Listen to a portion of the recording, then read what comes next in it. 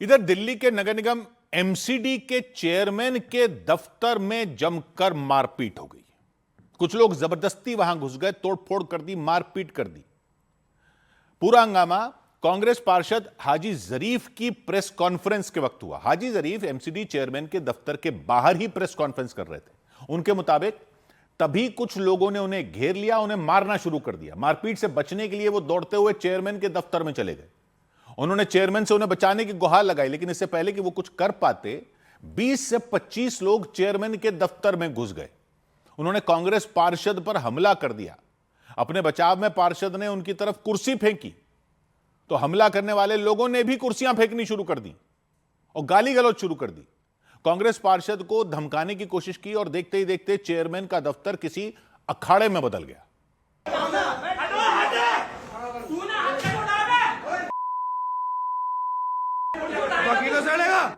कुछ पुलिसकर्मियों ने बीच बचाव भी करने की कोशिश की, लेकिन इसके बाद भी उन लोगों का गुस्सा शांत नहीं हुआ। उन्होंने जमकर तोड़फोड़ की, वहां रखा एक एक सामान तोड़ दिया, कुर्सियां तोड़ दी, टेबल तोड़ दी, गमले तोड़ दिए, कांच की खिड़कियां जो दफ्तर में लगी थी वो तक तोड़ दी। पूरे दफ्तर में कांच के टुकड़े बिखरे नजर आए। गाली गलौज आपस में इनकी हुई दोनों की, तो हमने बीच बचाव में, छोड़ो भी, आप झगड़ा मत करो, आप बाहर जाके झगड़ा करो, झगड़ा ना करो।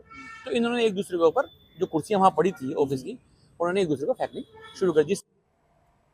कुछ दिन पहले जारी किए गए एक नोटिस को लेकर यह हंगामा हुआ। कुछ दिन पहले एमसीडी ने अवैध रूप से चल रही फैक्ट्रियों को सील करने के लिए नोटिस जारी किया था। हमला करने वाले लोगों का आरोप है यह नोटिस कांग्रेस पार्षद हाजी जरीफ के कहने पर जारी किया गया था, इसलिए उन्होंने उन पर हमला कर दिया। हालांकि कांग्रेस पार्षद ने सफाई दी कि उन्होंने नोटिस जारी करने के लिए कोई आदेश नहीं दिया था। इधर झारखंड हाईकोर्ट ने जेपीएससी और जेएसएससी परीक्षाएं रद्द करने के सरकार के फैसले पर रोक लगा दी। झारखंड हाईकोर्ट ने हेमंत सोरेन सरकार के जेपीएससी और जेएसएससी की परीक्षाओं के रद्द करने के फैसले पर रोक लगा दी और सरकार को नोटिस जारी कर जवाब मांगा। रांची में हुए छात्र आंदोलन के बाद राज्य सरकार ने इन परीक्षाओं को रद्द करने का फैसला लिया था। हाईकोर्ट का यह आदेश रद्द की गई परीक्षाओं में सफल हुए अभ्यर्थियों की याचिका पर सुनवाई के दौरान आया। सुप्रीम कोर्ट ने जंतर मंतर पर छात्रों के प्रदर्शन के दौरान हुई कार्रवाई की जांच के लिए कमेटी बना दी। ये कमेटी प्रदर्शन के दौरान जरूरत से ज्यादा बल प्रयोग, छात्रों पर लाठीचार्ज, आंसू गैस छोड़े जाने और पैलेट गन के इस्तेमाल की जांच करेगी। कांग्रेस के पूर्व सांसद सज्जन कुमार का 80 साल की उम्र में निधन हो गया। तबीयत खराब होने के बाद उन्हें दिल्ली के सफदरजंग अस्पताल भेजा गया, जहां उन्हें मृत घोषित कर दिया गया। वो 1984 में हुए सिख दंगा मामले में 8 साल से तिहाड़ जेल में बंद थे। उधर महाराष्ट्र में टैक्सी और ऑटो रिक्शा ड्राइवरों के लिए मराठी भाषा का टेस्ट शुरू हो गया। यह पता लगाने के लिए कि उन्हें मराठी भाषा बोलनी आती है या नहीं, समझनी आती है या नहीं, पढ़नी आती है या नहीं, ताकि ड्राइवर यात्रियों से लोकल भाषा में बातचीत कर सकें, उनकी बातों को समझ सकें, उनके सवालों का जवाब दे सकें। तो मुंबई के भी अलग अलग इलाकों में आरटीओ की टीमों ने कई टैक्सी ड्राइवरों का टेस्ट लिया। आरटीओ गाड़ियों और ड्राइवरों से जुड़े नियम बनाने और उनकी निगरानी करने वाला सरकारी विभाग है। राज्य सरकार ने कुछ महीने पहले ही ऐलान किया था कि सभी टैक्सी और ऑटो रिक्शा ड्राइवरों को मराठी भाषा सीखनी होगी, नहीं तो उनका परमिट रद्द कर दिया जाएगा। 15 अगस्त तक इसकी डेडलाइन दी गई थी और समय सीमा खत्म हो जाने के बाद आरटीओ की टीमें एक्शन में आ गई। मुंबई के दादर इलाके में भी उसने अभियान शुरू कर दिया। इसके तहत कई टैक्सी ड्राइवरों को रुकवाया गया, ऑटो रिक्शा के ड्राइवरों को रुकवाया गया, जांच की गई उन्हें आम बोलचाल की मराठी भाषा आती है या नहीं। इसके लिए 16 सवालों की एक लिस्ट बनाएगी और ड्राइवरों से उन सवालों के जवाब मांगने का काम शुरू कर दिया गया। जो आरटीओ की टीम है वो अब लगातार जगह जगह पे जाएगी। ये सारे सवाल जो है वो आरटीओ अधिकारी जो हैं वो ड्राइवर से पूछेंगे। अगर ड्राइवर जो है वो इसमें मराठी में आंसर दे देगा, इन सभी सवालों का जवाब मराठी में दे देगा, तो उससे कोई भी कार्रवाई नहीं होगी। टेस्ट के दौरान कुछ ड्राइवर मराठी भाषा में जवाब नहीं दे पाए।